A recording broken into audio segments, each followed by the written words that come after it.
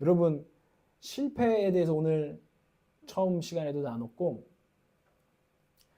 이 실패는요, 우리에게 배움을 주는 거죠. 그래서 많은 이들이 매우 귀한 것이 사실은 실패다, 이런 조언들이 있어요. 성공한 사람들의 조언이죠. 실패를 통해서 배워라. 여러분, 이런 얘기 많이 들어보셨죠? 이런 류의 얘기 한번 들어보셨을 거예요. 2700번. 이게 뭘까요? 2700. 이 숫자가 뭘까요? 라이트 형제라고 아시나요? 비행기를 개발했던 형제가 2700번, 2년 동안 비행기를 날리기 위해서 실패한 횟수입니다. 이렇게 평균적으로 따져보면 그럼 2년 동안 360보, 360보 이 동안 하루에 4번씩 실패를 한 거예요. 그런데 이것이 결국에는 이 실패가 결국 거듭되면서 결국에 성공이 되었고 그 원했던 그 비행기, 조종술 이런 것들을 딱 개발을 완료를 하게 되는 거죠. 우리가 이런 이야기를 들으면서 실패해도 이 실패를 좋은 실패로 만들어야겠구나. 이런 조언들이 우리 세상에는 있습니다. 근데 이제 실패를 좋은 것으로 만들 수도 있고요. 그냥 실패가 실패로 끝나고 그냥 상처로 끝날 수도 있어요. 그렇죠? 실패를 내 것으로 만들면 실패를 하고 자기 자신이 왜 실패했는지를 정말 객관적으로 볼 수 있고 자기를 거기 앞에서 비추어 볼 수 있다면 그것이 성장하고 성장하다 보니 당연히 성공으로 이어지게 될 것입니다. 근데 많은 사람들이 다 그런 것은 아니에요. 사실은 더 많이 대부분의 사람들은 우리 연약한 우리들은 사실은 실패가 의미 있는 실패가 되기보다는 그냥 반복되는 실패로 오히려 더 악화되는 실패로 갈 때도 있다는 거죠. 누군가는 실패를 성공의 어머니로 만들고 누군가는 실패하다가 결국엔 어디까지 가냐면 난 안 되나 봐 하고 학습된 무기력 같은 상태로 가는 거죠. 그냥 어떤 패배자의 자아랑 이렇게 갈 수도 있는 거죠. 이 실패를 똑같이 경험하고도 두 가지 길이 우리의 삶 가운데는 있을 수 있다는 거예요. 여러분은 묻고 싶습니다. 여러분은 지금 실패와 실수를 통해서 여러분들 배우고 성장하고 있는 사람입니까? 아니면은 그냥 실패했다고 상처 입어서 더 뭔가 나락으로 떨어져 가고 있는 것은 아닙니까? 여러분들은 어떤 지금 길을 지금 걷고 계시냐라는 거예요. 여러분 회사에서 지호도 이제 새로운 회사 갔는데 거기서 실수하고 계속 주눅 들고 더 악화될 수도 있죠. 맨날 밥 먹을 때도 막 눈치가 점점 보이고 더 일은 힘들어지고 이것에 버틸 수가 없고 뭐 이럴 수도 있고 이 실패를 매일매일 거듭하면서 더 좋은 회사에서 사원이 될 수도 있어요. 여러분의 사업도 마찬가지고 여러분들의 연애와 여러분의 사랑도 마찬가지예요. 연애와 사랑에서 실패할 수 있죠. 괜찮은 사람 만났는데 안 될 수 있죠. 그런데 그것을 통해서 얼마나 인간을 배우고 얼마나 연애를 배우고 얼마나 사랑을 진짜 배웠는가 이렇게 가고 있는 거 아니면은 씁쓸한 상처로 그냥 남아가지고 그게 점점점 우리를 더 가라앉게 하고 우리를 불신과 무기력으로 가게 하고 있는가. 여러분을 한번 돌아보라는 거예요. 실패를 나는 지금 어떻게 사용하고 어떻게 그 실패를 경험하고 있는가. 근데요, 오늘 성경은 보여주는데 생각보다 많은 믿음의 사람들조차 이 실패를 거듭할수록 실패를 거듭하면서 이렇게 한 단계 선장 이렇게 하면은 이상적이죠. 그런데 실패하고 또 내려가고 실패하고 또 내려가고 좀 살만하면 또 실패하고 내려가고 이런 모습을 보이고 있다는 게 사사기의 주장이에요. 하나님의 백성들이 믿음에서 실패해요. 하나님과의 관계에서 실패해요. 그런데 하나님이 다시 구원해서 조금 끄집어줘요. 근데 똑같은 실수 또 반복하는데 성장하는 게 아니라 계속 나선형 하락 곡선을 이렇게 내가 나선형 하락 하는데 이게 나락이구나.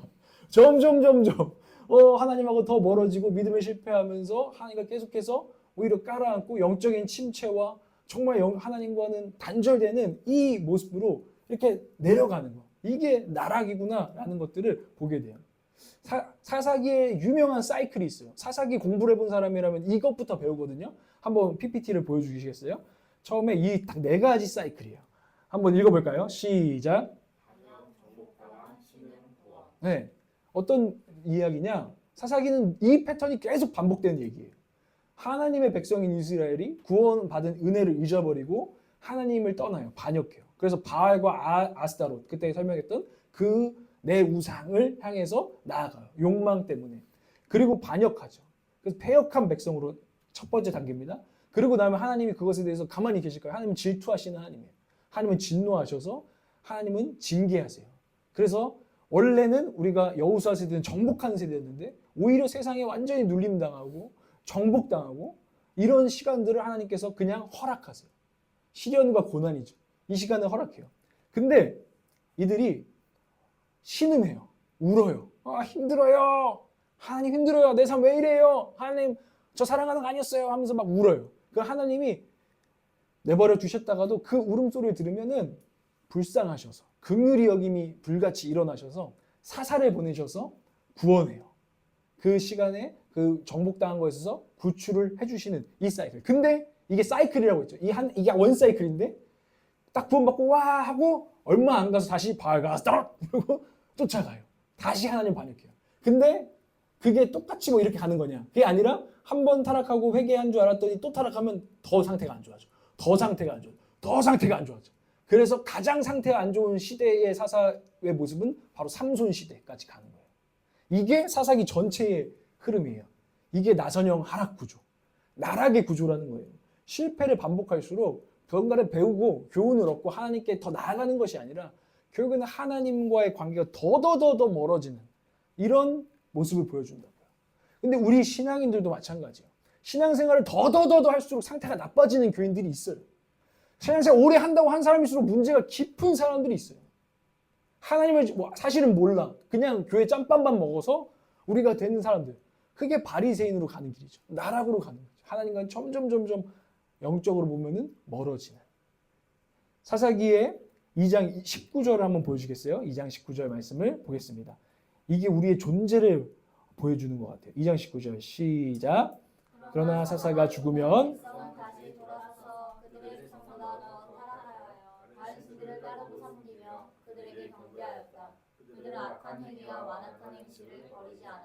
이스라엘을 보세요.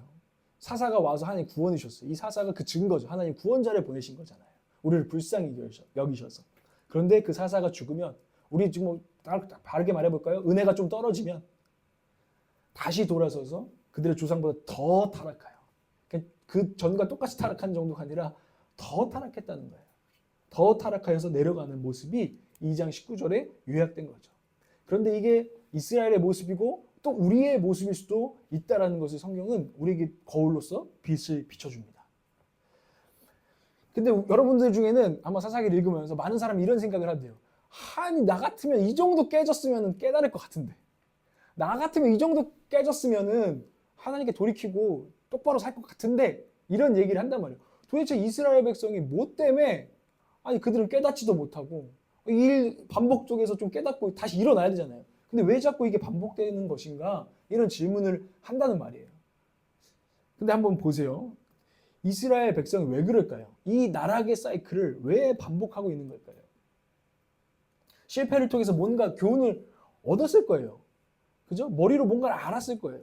역사를 봤을 거예요. 근데 사람의 본성이 그래요. 머리로 안다고 변하는 건 아니에요.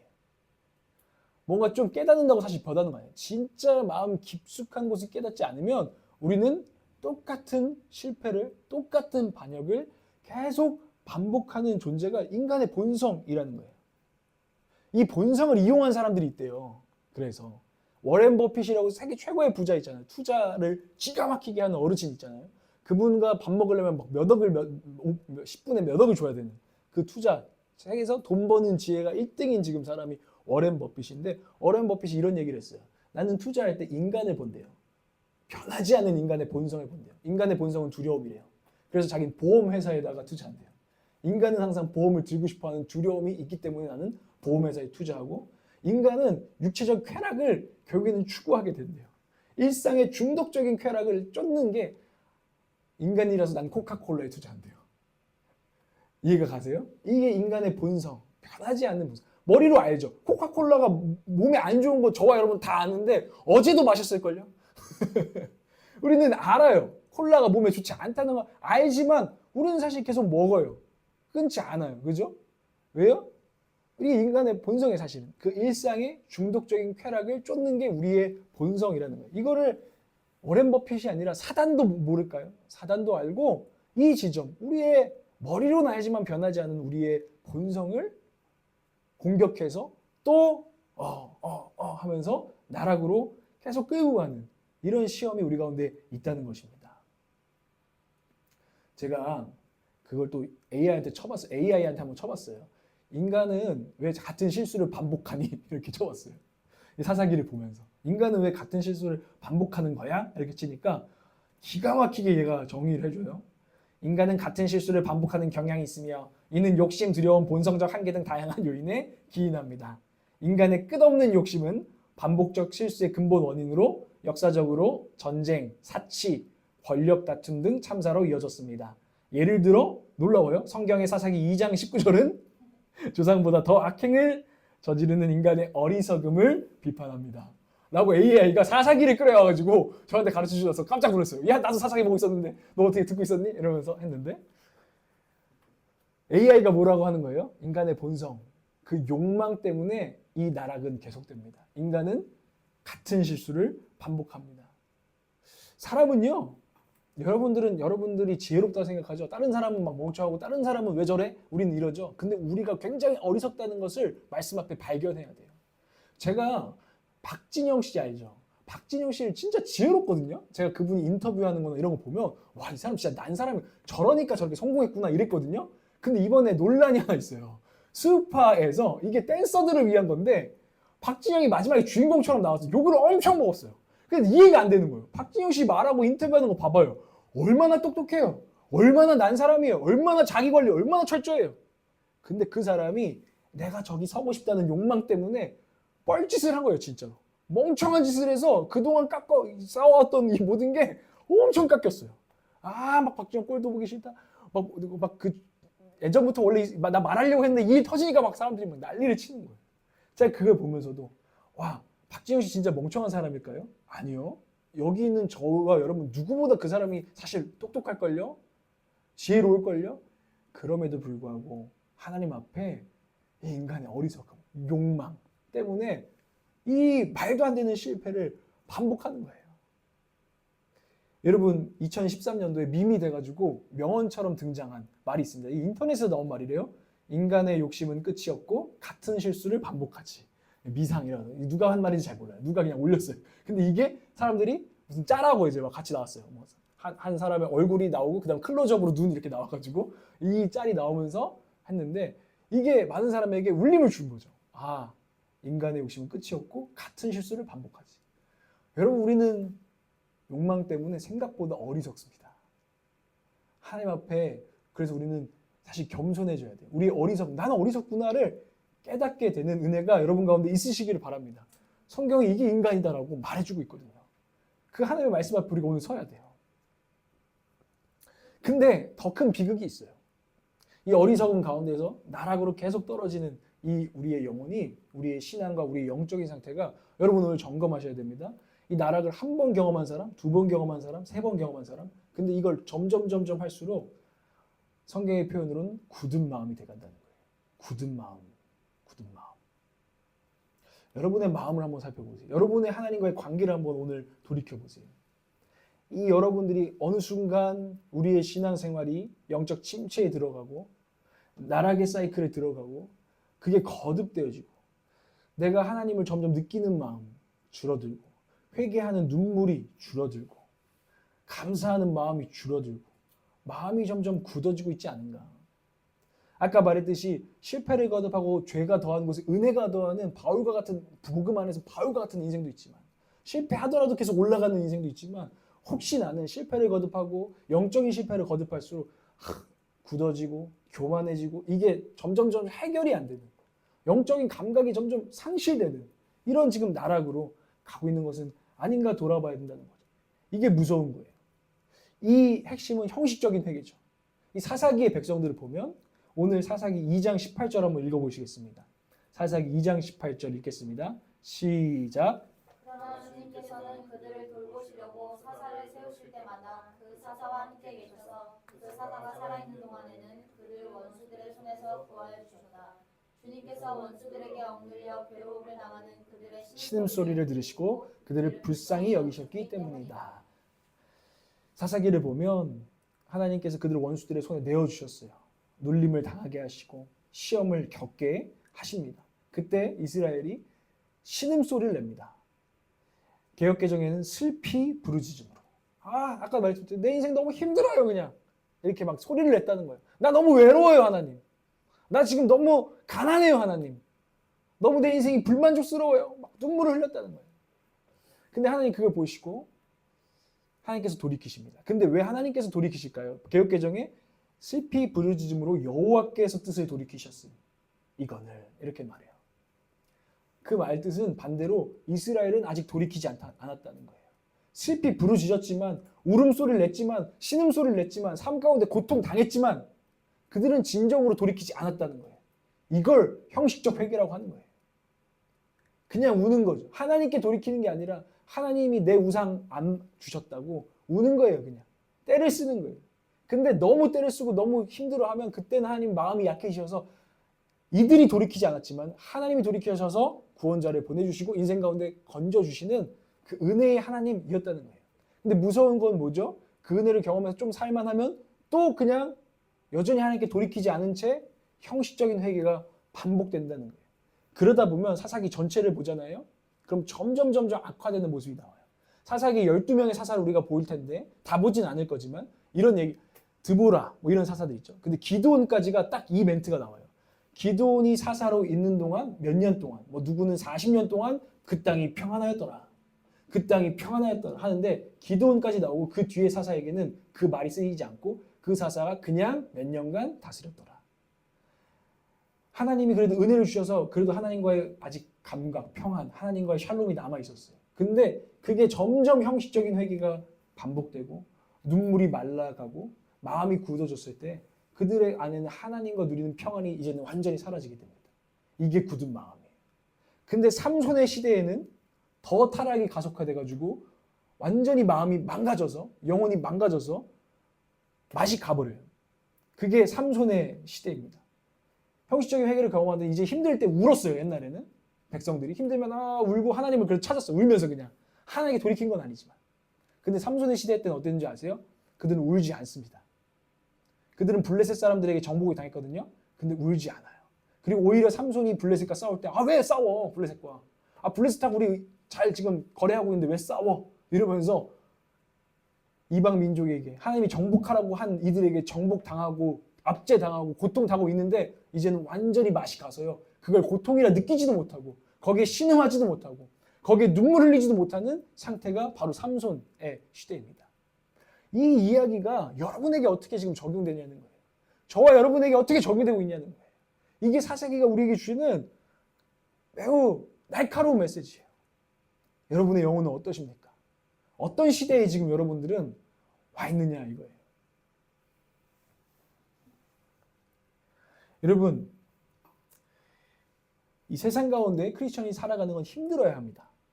여러분 가운데 혹시 세상에서 평범하게 사는 게 안 힘들면 여러분들은 죽은 거일 수도 있어요. 이게 무슨 말이냐면요. 어떤 목사님이 이런 말 하더라고요. 평범하게 사는 것, 그것은 당연히 크리스찬에게는 힘듭니다.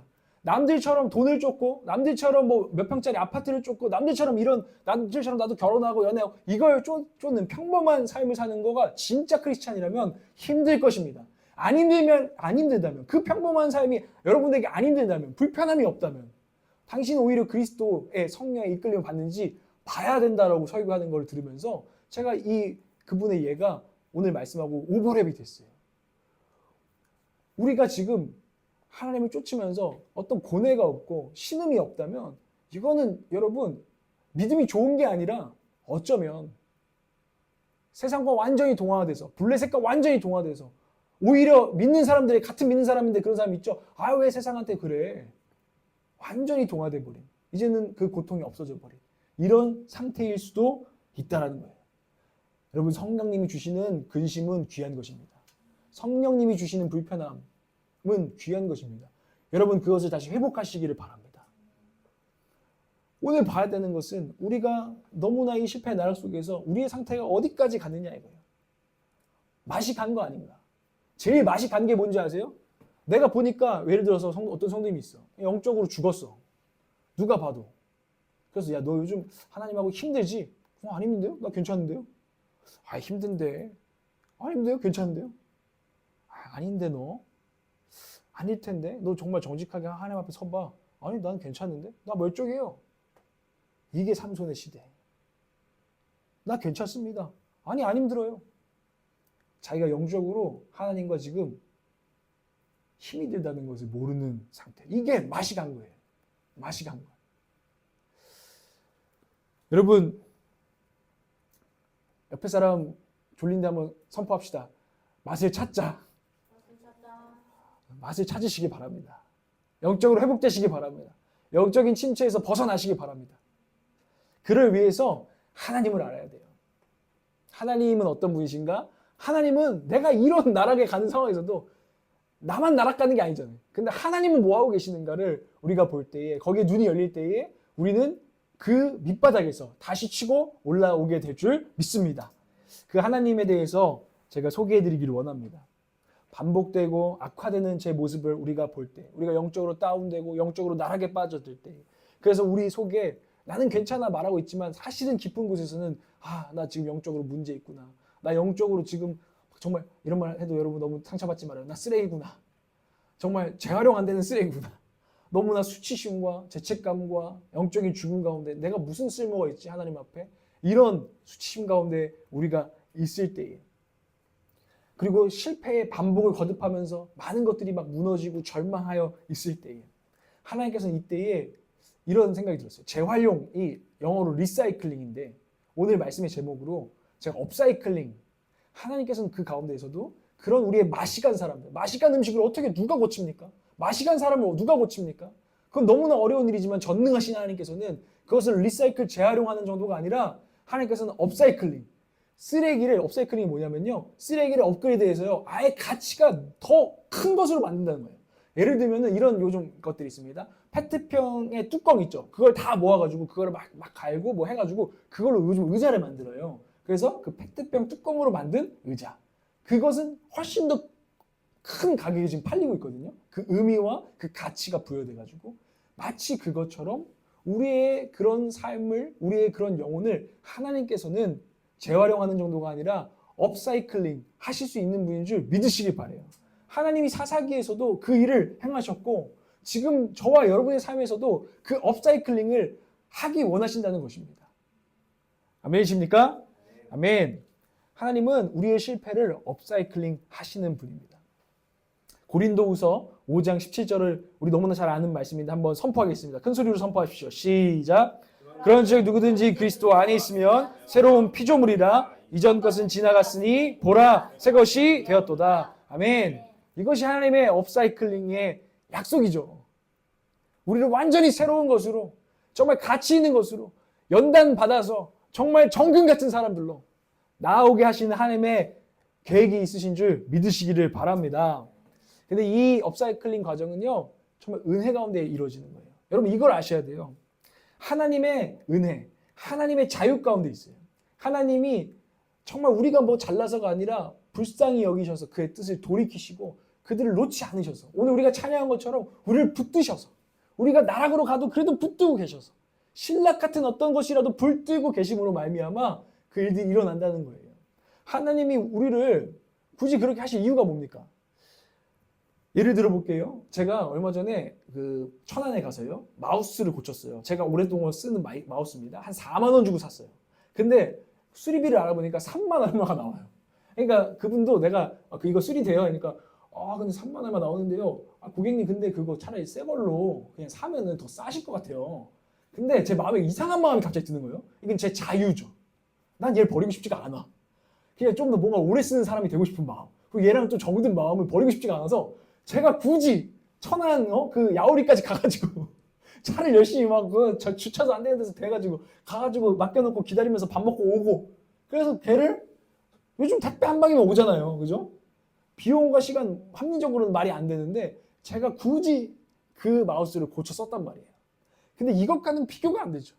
사실 마시간 우리도 하나님께서 뭐하러 고쳤습니까? 우리 그냥 내비를 두면 되지. 딴 거 새로 만드시고 창조하실 수 있는 분이 뭐하러 마시가고, 뭐하러 하나님을 대적하고, 뭐하러 하나님께 지금 땡깡을 부리고 있고, 뭐하러 하나님을 자꾸 배신하면서 우상을 쫓는 우리들을, 마시간 우리들을 하나님께서 사용하시고 자꾸 그 고쳐 쓰려고 하신단 말입니까? 그건 완전한 하나님의 은혜고 자유입니다. 하나님의 자유, 이해할 수 없는 하나님의 자유, 하나님의 긍휼하심, 자비하심, 이것 때문에 이 업사이클링이 가능한 줄 믿으시기 바라요.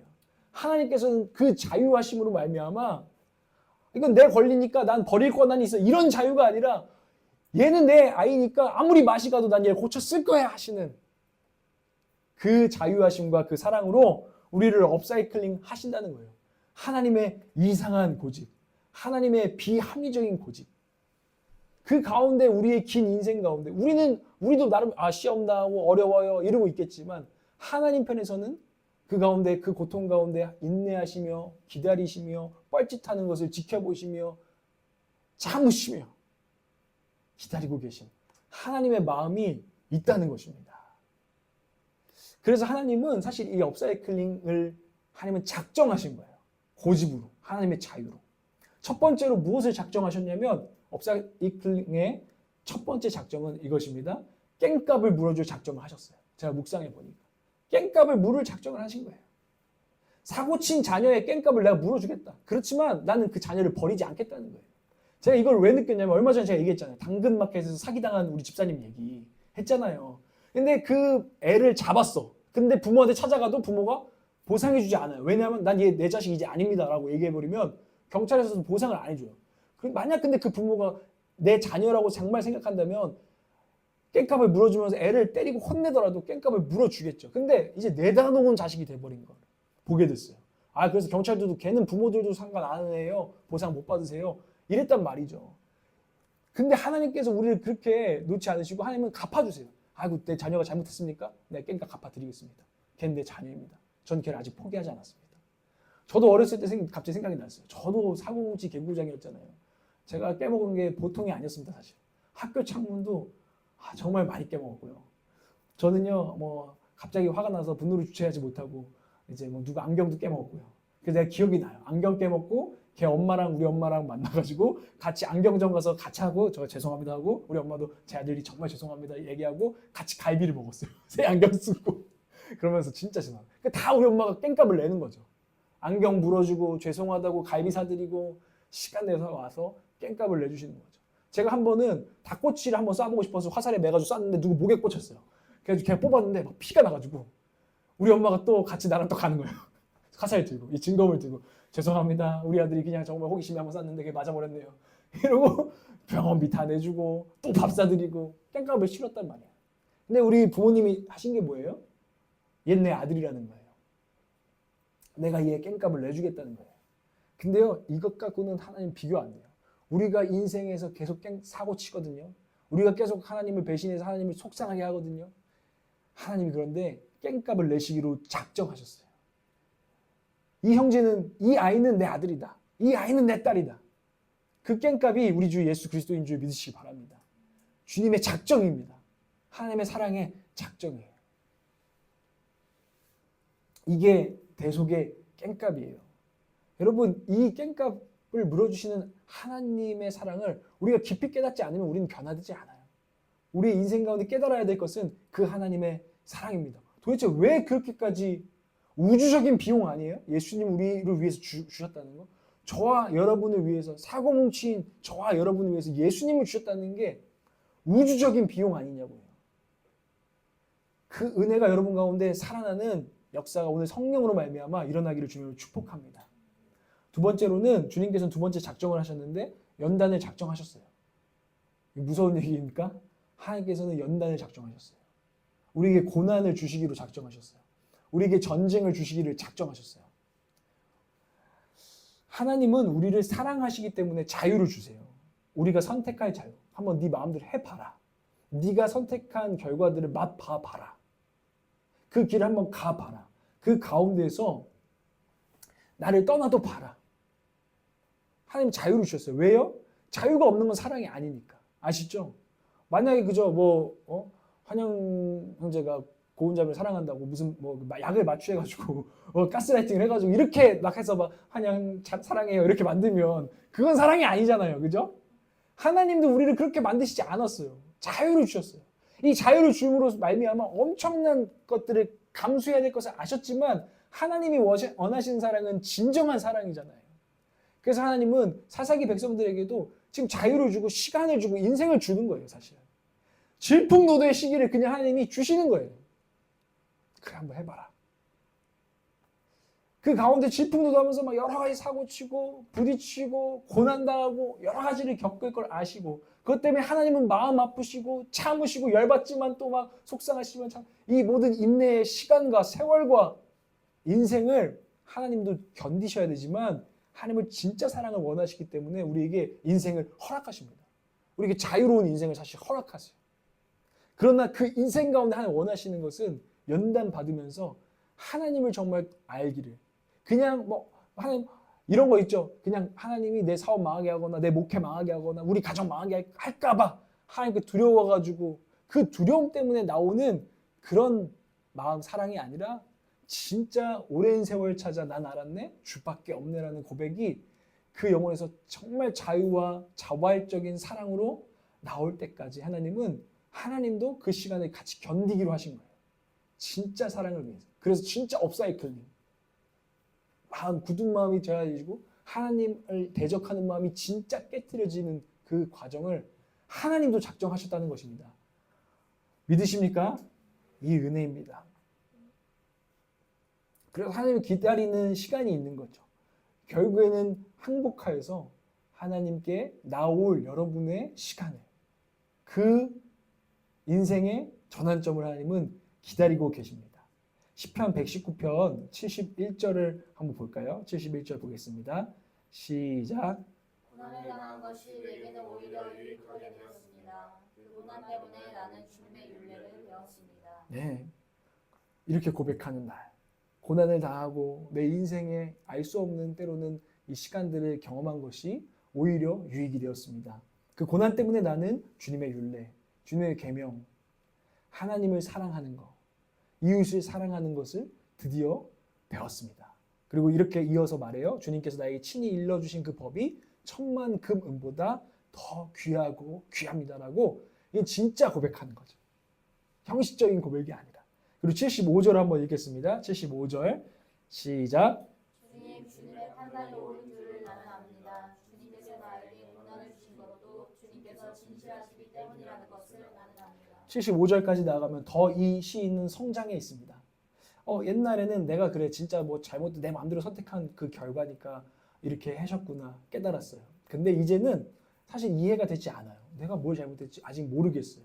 그러나 주님의 판단이 옳은 줄을 나는 믿습니다. 주님이 나에게 허락하신 고난이 있다면 그것이 옳은 줄을 나는 믿고 받겠습니다. 내게 고난을 주신 것도 주님께서 진실하시기 때문이라는 것을 나는 압니다.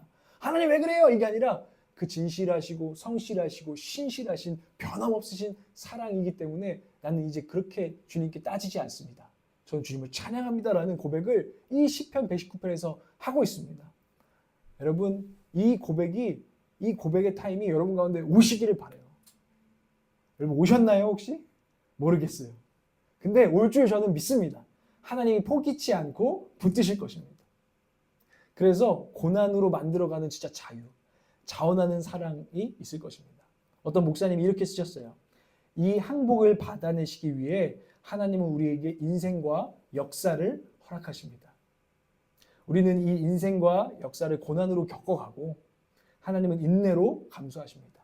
우리 입장에서는 우리의 삶이 쉽지 않으시죠? 때로는 그 쉽지 않은 시간을 겪어가고 그러나 또 하나님은 인내로 감수하고 계십니다.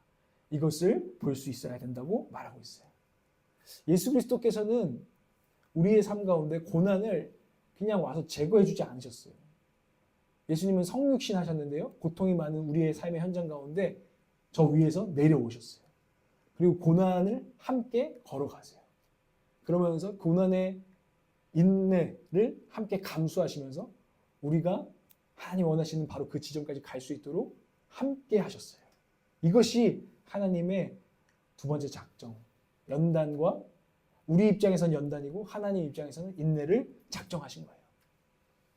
마지막으로 하나님의 업사이클링의 세 번째 작정은 영원한 사사를 보내주시기로 작정하셨다는 것입니다. 우리의 삶 가운데 영원한 사사가 뭐라 했죠? 샤파트라고 하는데 그는 구원자이면서 통치자예요. 우리에게 영원한 사사, 구원자요, 영원한 통치자를 보내주셨다는 것입니다. 그분이 우리가 믿는 고백하는 오늘 우리가 찬양한 예수 산을 옮기시는 그분이십니다. 예수 그리스도인 줄 믿으시길 바랍니다. 사사기에서 이런 말이 나와요.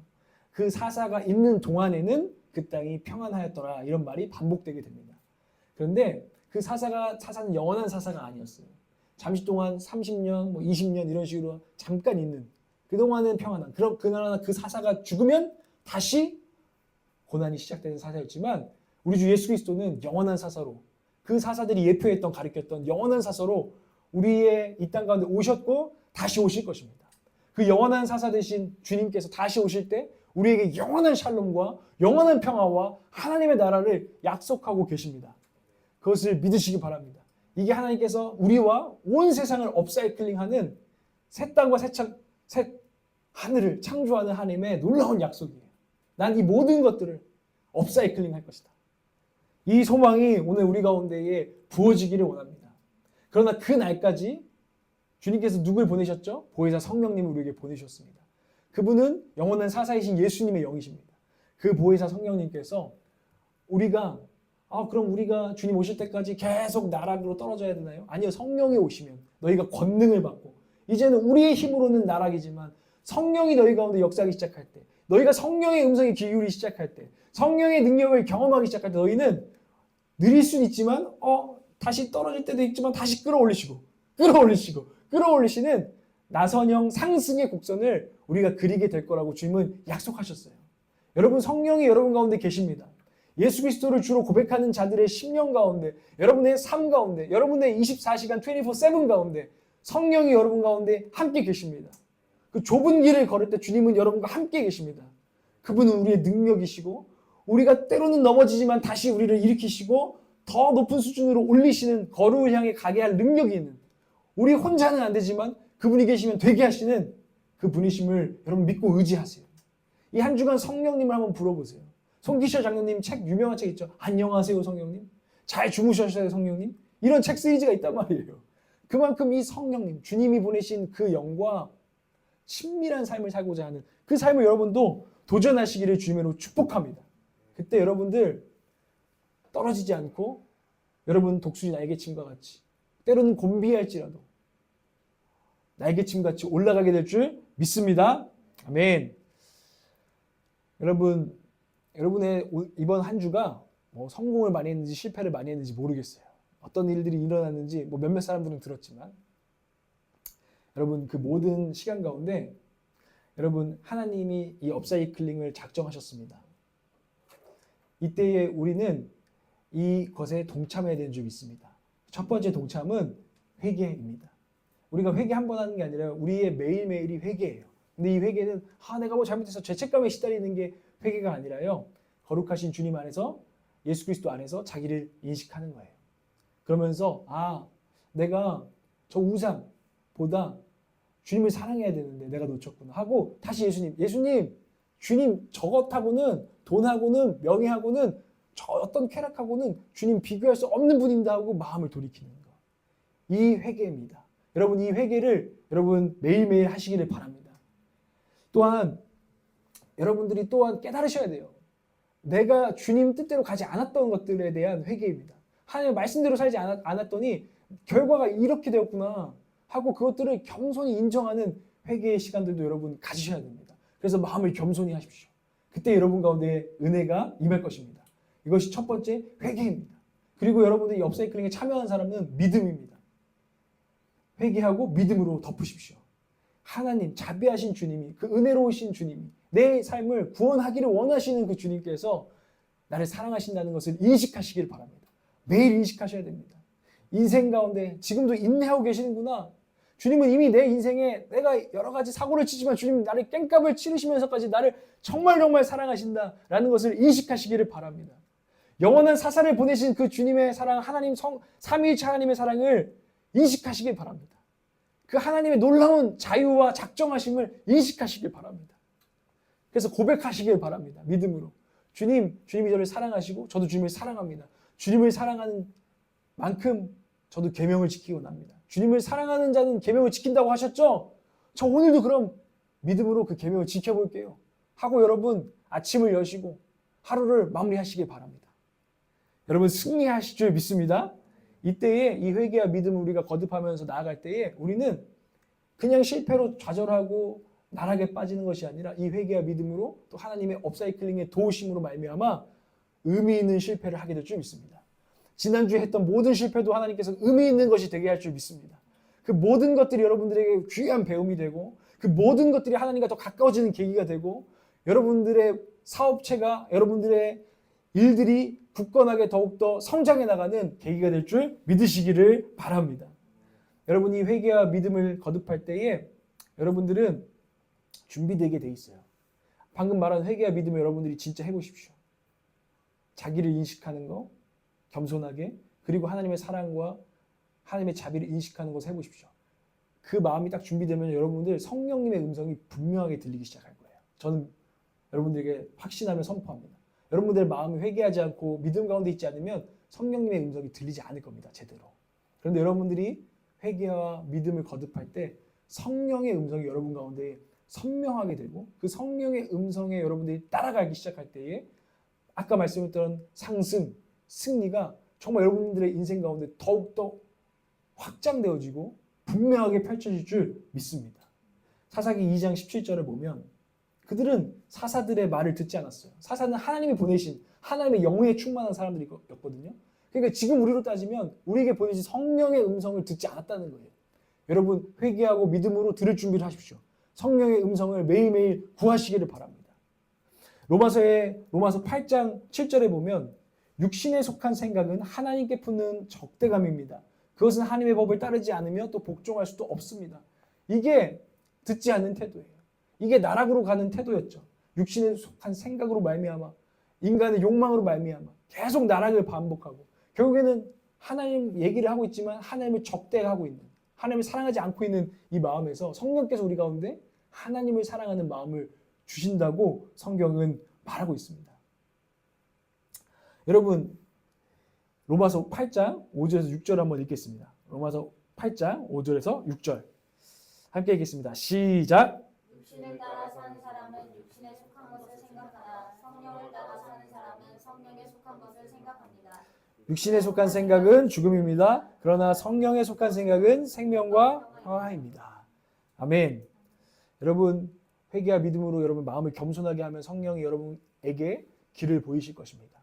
생명과 평화로 가는 길을 보이실 줄 믿습니다. 여러분 그것을 여러분 맛보셔야 돼요. 맛보지 않고 경험하지 않으면 계속 여러분은 하나님과 더 멀어지게 될 것입니다.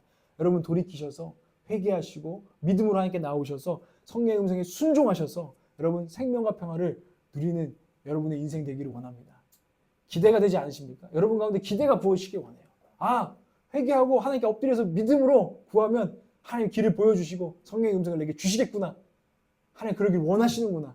기대함으로 이 한 주를 여시기를 바랍니다.